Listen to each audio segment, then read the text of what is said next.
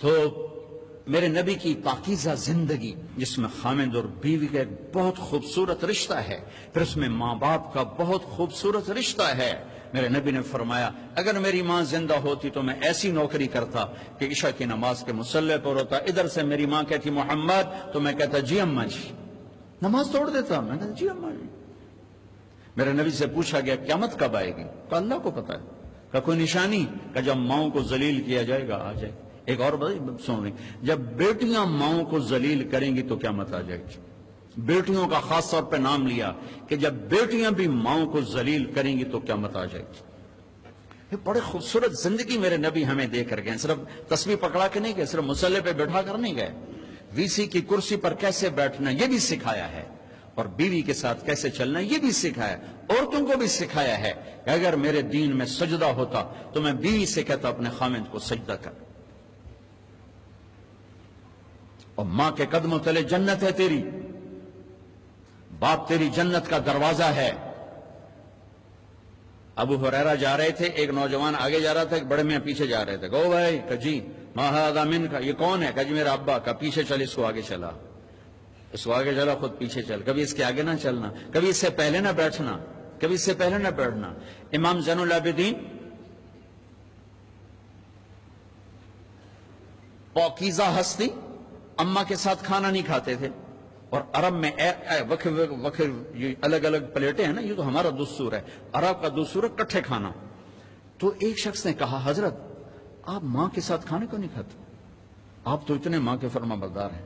کہا بھائی مجھے ڈر لگتا ہے کہ میری ماں کی آنکھ کسی بوٹی پہ پڑے اور اس کا ہاتھ آگے آنے سے پہلے وہ بوٹی میں اٹھا کے کھا دوں کہ میں اللہ کی بارگاہ میں مردود نہ ہو جاؤں، اس لیے میں اماں کے ساتھ مل کے کھانا نہیں کھاتا. سو جن کے ماں باپ زندہ ہیں، استاد بھی باپ ہوتا ہے، سسر بھی باپ ہوتا ہے، ساس بھی ماں ہوتی ہے. اپنے استادوں کو بھی باپ سمجھو، حقیقی باپ کو بھی باپ سمجھو. حضرت علی نے فرمایا جو مجھے ایک حرف قرآن کا نہیں، کوئی ایک حرف سکھا دے، قرآن نہیں کوئی، تو میں اس کا غلام ہوں جہاں چاہے بیچ دے. ادب کرو گے تو اللہ علم دے گا. ڈگری کے لیے نہ پڑھو، علم کے لیے پڑھو. اللہ تمہارے لیے رزق کا دروازہ بھی کھولے گا، علم کا دروازہ بھی کھولے گا. ٹیچروں سے کہتا ہوں طلبہ کو محبت سے لو، ٹانٹنگ نہ کریں، طنز نہ کریں، بے عزت نہ کریں. بے عزت کرنے سے ریئیکشن ہوتا ہے، عزت ختم ہو جاتی ہے. اگر چھوٹوں کی محبت لینی، انہیں عزت دینا شروع کریں، انہیں پیار دینا شروع کریں، وہ آپ کو عزت دیں گے. اگر آپ بڑے ہونے کا روب جتلا کر ان پر سختی کریں گے، ریئیکشن آئے گا، ریئیکشن آئے گا. ہمارا ماحول ہے ماں باپ بھی سختی کرتے ہیں، ماں باپ بھی تربیت کے نام پر ڈنڈا اٹھائے پھرتے ہیں. اور کتنے بچوں کو بیمار کر دیا. تیرے نمبر کیوں تھوڑے ہیں، تیرے نمبر کیوں تھوڑے ہیں، تیرے اے کیوں تھوڑے ہیں. پتہ نہیں ایک تو اے بی کی تھوا بڑھیا، تو ان کو پاگل کر دیا ہے. اب یہ واچ کرو، دیکھو ماتھے پر رزق لکھا ہوتا ہے، ڈگریوں پر رزق نہیں لکھا ہوتا. یہ اچھے انسان بنے، اچھے انسان بنے، معاشرے کا اچھا فرد بنے. پڑھانے کی محنت ضرور کرو، پاگل نہ بنو، پاگل نہ بنو، اپنی اولاد کو پاگل نہ کرو. میرا ایک بچہ ذہین تھا، دوسرا ذرا متوسط تھا. تو میری بیگم نے دونوں کا آپس میں مقابلہ کرا کرا کرا کرا چھوٹے کو بڑے کا دشمن بنا دیا. تو دیکھ تیرے اتنے تھوڑے نمبر آئے، یہ تیرا بھائی ہے، دیکھ اس کے کتنے اچھے نمبر آئے. وہ چھوٹے وہ بڑے کے گربان پکڑنے لگ گیا اور اتنا اس کے ساتھ وہ بدتمیز ہو گیا. میں کہا ویک اے تیرے مقابلے دا نتیجہ ہے. ایک کا قدرتی استعداد تھوڑی ہوتی ہے، کسی اور چیز میں زیادہ ہوتی ہے. ایک پڑھنے میں اچھا ہوتا ہے، ایک کسی اور چیز میں اچھا ہوتا ہے. تو اپنے بچوں کی خوبیاں دیکھ کر اس کو ہائی لائٹ کرو. یہ صرف نمبروں کے اوپر نہ تولو. نمبر تو نقل مار کے بھی آرام نہ تجھ لے لو. تو کبھی اولاد کی آپس میں تقابل اور شدت اور سختی. ہمارا ماحول، میں چوتھی جماعت میں پڑھتا تھا، ہمارے استاد سے ماسٹر شفیع صاحب رحمت اللہ علیہ، بڑے محنتی تھے، لیکن وہی ماحول تھا، سوٹے سوٹے ڈنڈے ڈنڈے. دسمبر کا مہینہ، سردی. ایک وہ اس کا حساب کا سوال لکھایا سلیٹ کے اوپر. ہم 15 لڑکے یوں لائن میں بیٹھے. اچھا میں نے دیکھا، مجھے نہیں آتا تھا. میں نے کہا چلو معافی تلافی ہو جیسے. جب وہ پہلا اس کو نہیں آیا تو پتہ نہیں کو 8-10 ڈنڈے پہ. میں کہہ لے وے مارے گئے یا اللہ.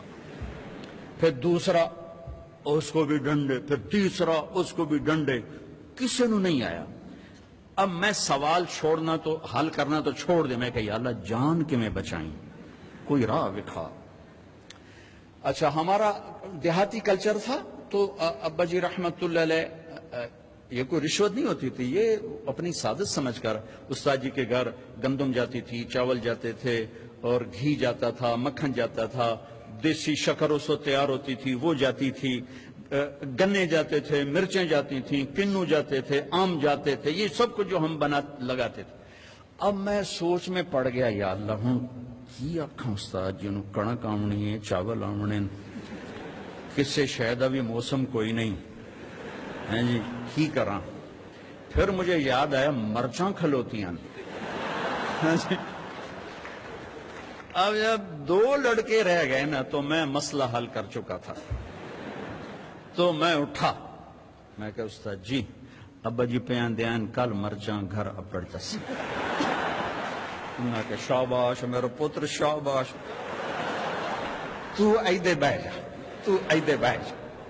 لبے مرچاں میری جان بچائی, لیکن یہ جھوٹ مجھے میرے استاد کی سختی نے سکھایا. میں جھوٹ نہیں بولنا چاہتا تھا. یہ ماں باپ اپنی اولاد کو جھوٹ سکھا رہے ہیں بے جا سختی. ٹیچر پروفیسر بچوں کو جھوٹ سکھا رہے ہیں بے جا سختی سے. اور آپ سے کہتا ہوں کہ ادب انسانیت کا زیور ہے, ادب انسانیت کا زیور ہے. جو ایک حرف بھی پڑھا دے اس کے آگے کبھی سر نہ اٹھانا. اللہ تمہیں علم بھی دے گا, رزق بھی دے گا, عزت بھی دے گا. ماں باپ ہیں, استاد ہیں, سب کو عزت دو. اللہ تمہیں عزت کی چوٹیاں دکھائے گا, اپنی رضا بھی نصیب فرمائے گا. اللہ اللہ اللہ اللہ. ماں باپ کی عزت ایک عالمی سچائی ہے, نماز ایک عالمی سچائی ہے, سچائی ایک عالمی طاقت ہے, دیانت ایک عالمی طاقت ہے. یہی میرا دین اور یہی میرا اسلام ہے, اور یہی آپ کا دین اور آپ کا اسلام ہے. باقی جو کچھ ہے وہ فرقہ واریت کی آگ ہے, اپنے آپ کو اس سے بچاؤ. اور صدیوں کے بعد تبلیغ ایک ایسا کام ہمیں ملا ہے جو اس آگ سے پاک ہے. اس لیے اللہ نے اس کو 6 بر اعظم میں پھیرا دیا اور اس کو گلی گلی میں پہنچا دیا. اگر کوئی مجھے کروڑوں روپے دیتا کہ آپ لوگ یہ افریقہ کا چکر لگا لو, میں کہا بھائی ران دے میں گاری چنگا. لیکن اس دعوت کی نسبت نے مجھے ان جنگلوں میں پہنچایا, ان جھونپڑوں میں پہنچایا جہاں ہزاروں سال پرانی زندگی چل رہی ہے. یہ ایک بہت خوبصورت کام ہے جو اس ملک کا زیور ہے. میرے ملک میں تاریکی ہے لیکن یہ ایک ایسا چراغ ہے جس کی روشنی 6 بر اعظم میں پھیل رہی ہے. یہ ایسا خوبصورت نظام ہے جس نے 6 بر اعظم کے انسانوں کو ایمان بھی پہنچایا ہے, کلمہ بھی پہنچایا, اور لاکھوں غیر مسلموں کو ایمان میں آنے کا راستہ دکھایا ہے.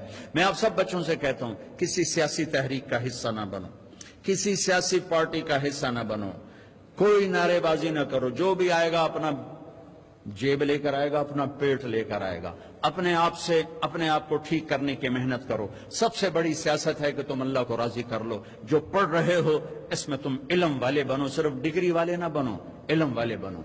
اور آپ کے ہاسٹل کی فضا ہے, آپ نوجوان ہو, آپس میں لڑائی جھگڑے بھی ہو جاتے ہیں, ایک دوسرے کو معاف کرنا. جس کسی سے لڑے ہوئے ہو صلح کر لینا, ماں باپ سے لڑے ہوئے ہو ان کے پاؤں پکڑ لینا, بیوی سے کوئی سینگ پھنسے ہوئے معافی مانگ لینا, بیوی کے خامن سے کوئی اڑبن ہے تو معافی مانگ لینا کہ میرے اللہ کو معاف کرنا انتہائی پسند ہے. اور خاص طور پر میاں بیوی اگر لڑ کے آپس میں صلح کریں تو اللہ ان کے پچھلے سارے گناہ معاف کر دیتے.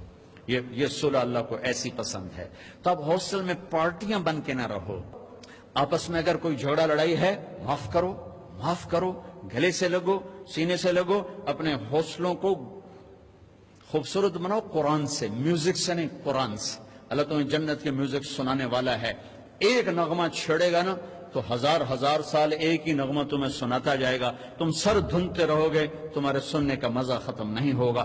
پھر جب اللہ خود اپنے چہرے سے نقاب ہٹا کر اپنا دیدار کرا کے اپنا قرآن سنائے گا تو سر سے لے کر پاؤں تک تمہارے اندر میں وہ نشہ اور روحانیت اور وہ سرور سرایت کرے گا کہ جب اللہ سنائے گا تو صرف کان نہیں سنے گا، پورا باڈی کان بن جائے گی، ہر سیل کان بن جائے گا، اور اللہ کی آواز تمہاری روح میں سرایت کرے گی، اور اللہ اعلان کرے گا وہ کہاں ہیں جو دنیا میں گانے نہیں سنتے تھے، اعلان ہوگا۔ اب تمہاری مرضی ہے کہ تم یہ ڈھول ڈھمکے سن لو یا میرے رب کی جنت کے گیت سن لو، میرے رب کی جنت کا نغمہ اور موسیقی سن لو۔ تو آپس میں میرے عزیزو پیار محبت سے رہو، آپس میں الفت سے رہو، درگزر سے رہو۔ کبھی کھٹ پٹ ہو جائے تو کسی سے کو ہماری صلح کرو، خود کرو، نہیں کر سکتے کسی سے کو بیچ میں پڑے، وہ نہیں پڑھ رہے، تم اوپر کے بچے مل کر ان کی صلح کراؤ۔ نفرت سے نہ رہو، محبتوں سے رہو، اور قومیت کی بنیاد پہ نہ چلو، امت کی بنیاد پہ چلو، امت کی بنیاد پہ چلو۔ والدین سے کہتا ہوں اپنے بچوں کے رشتے میں قوم کو نہ دیکھو، دینداری کو دیکھو، نیکی کو دیکھو۔ یہ ہم اپنی قوم سے باہر نہیں کرتے، اس نے ہماری بچیوں کی زندگیاں برباد کر دی، ہمارے بچوں کی زندگیاں برباد کر دی، اور بے جوڑ رشتوں نے تباہی کے دروازے کھول دیے کہ اپنی قوم میں کرنا چاہے وہ کیسا ہی کیوں نہ ہو۔ اس بت سے بھی ماں باپ سے کہتا ہوں باہر نکلو، اولاد سے کہتا ہوں ماں باپ کی مرضی کے ساتھ قدم اٹھاؤ۔ تم بھی اس حد تک کراس نہ کرو باؤنڈری کے، کورٹ میں جا کے تم شادیاں شروع کر دو، اور ماں باپ سے کہتا ہوں اتنا مجبور نہ کرو کہ ان کی زندگیاں اجیرن ہو جائیں، ویران ہو جائیں، کہ جس نے زندگی گزارنی ہے ایجاب و قبول لڑکے لڑکی کا حق ہے، ماں باپ کا حق نہیں ہے، اور یہ حق بڑا غلط استعمال ہو رہا ہے۔ بس اسے ایتھے کرنا ہے، کرنا تو کر، نہیں تو نہ کر، آپے جا کر اسے نہیں کر دے۔ اور کوئی بیٹی تو کہہ نہیں سکتی کہ میں یہاں شادی نہیں کرنا چاہتا۔ میرا تو راوی میرا کنارہ ہے، ہمارے بچپن میں ذبح کر کے دریا میں ڈال دیتے تھے، اتنی ہزاروں بچیاں راوی کی لہروں کا شکار ہو کے۔ اپنی قوم میں کرنا، غیر نہیں کرنا، ایتھے کرنا ہے، ایتھے میں نہیں کر سکتی، چلو ورلڈ کپ دو۔ ساری زندگی خود زنا کریں تو کوئی غیرت کا جنازہ نہیں نکلا، بیٹی صرف اتنا کہہ دے میں یہاں نہیں کرنا چاہتا، ذبح کر دو، جیسے بیٹی کا حق ہی کوئی نہیں۔ ایجاب قبول یہ لڑکا لڑکی کہہ رہے ہیں، ماں باپ تو نہیں کہہ رہے، یہ لڑکے اور لڑکی کے ساتھ شرط لگی ہوئی، یہ اتنا ضروری ہے۔ اگر میں یہ نہیں کہتا قبول کیا، نکاح نہیں ہو۔ میرے نبی نے کہا ما تزوجت وما زوجت الا بوحی من السماء نزل به جبریل۔ میں نے جہاں بیٹی دی، پہلے آسمان سے وحی آئی، پھر میں نے شادی کی، پھر میں نے بیٹی دی، ٹھیک ہوگی بات؟ ابوبکر صدیق حضرت فاطمہ کا رشتہ مانگنے آئے، آپ نے انکار کر دیا۔ عمر رشتہ مانگنے آئے، آپ نے انکار کر دیا۔ ابن عوف نے حضرت علی سے کہا تو جا رشتہ مانگ، کہا میں تو فقیر ہوں، مجھے کہاں دیں گے، تو جاؤ تو صحیح، آگے۔ اور شرم کی وجہ سے بولے نہیں، 20 سال کی عمر، حضرت فاطمہ کی 15.5 سال، چپ۔ تو آپ کو تو پتا تھا کیوں آیا، علی کیسے آئے ہو، چپ۔ فاطمہ کا رشتہ فاطمہ کا رشتہ اس لیے آئے ہو، جی۔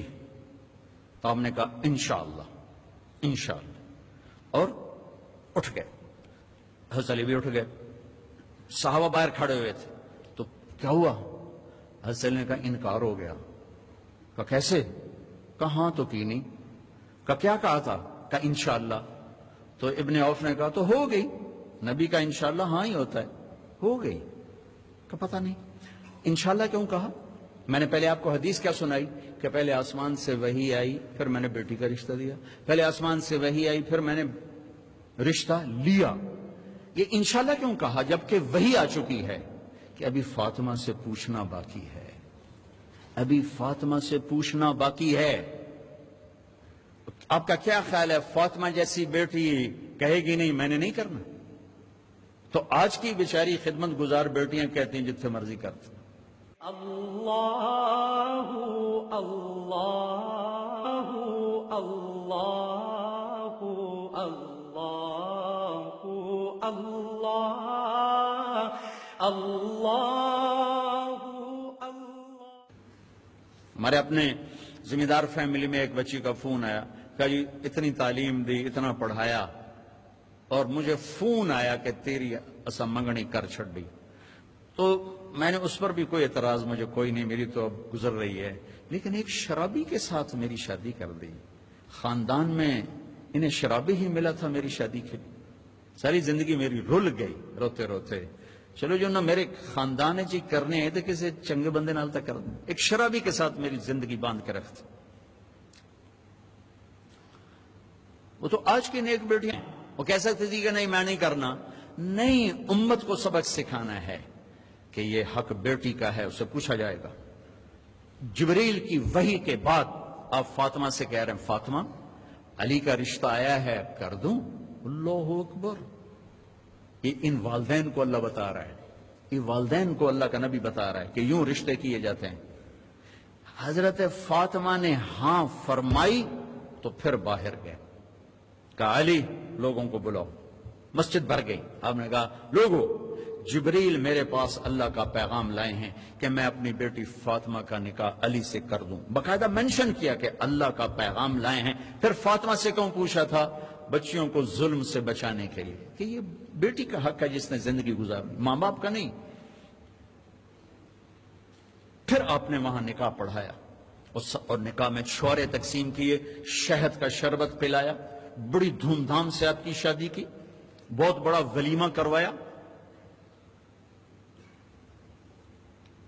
تو یہ بڑی خوبصورت زندگی ہے جو میرے نبی دے کر گئے ہیں، لیکن ہم روایات میں کھو گئے۔ جی قوم تو باہر نہیں کرنا۔ ابو العاص سے آپ نے بیٹی دی زینب بنو امیہ، ابو العاص بن ربیہ بن عبد شمس بن عبد مناف بنو امیہ۔ حضرت عثمان رقیہ دی، ام کلثوم دی، بنو امیہ۔ اپنے خاندان میں ایک شادی فاطمہ، 3 بیٹیاں بنو امیہ کو دی۔ بنو امیہ اور بنو ہاشم میں یوں آپس میں رسہ کشی تھی۔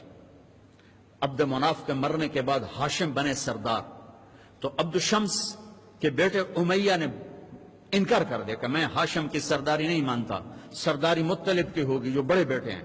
ہاشم سیکنڈ تھے، دوسرے نمبر پر، عبد شمس تیسرا اور نوفل چوتھا۔ عبد شمس کا بیٹا امیہ نے کہا یہ چاچے کو نہیں مانتا ہوں، بڑے چاچے کو مانتا ہوں، مطلب۔ عدالت میں جو وہاں کی عدالتیں تھیں انہوں نے ہاشم کے حق میں فیصلہ دیا۔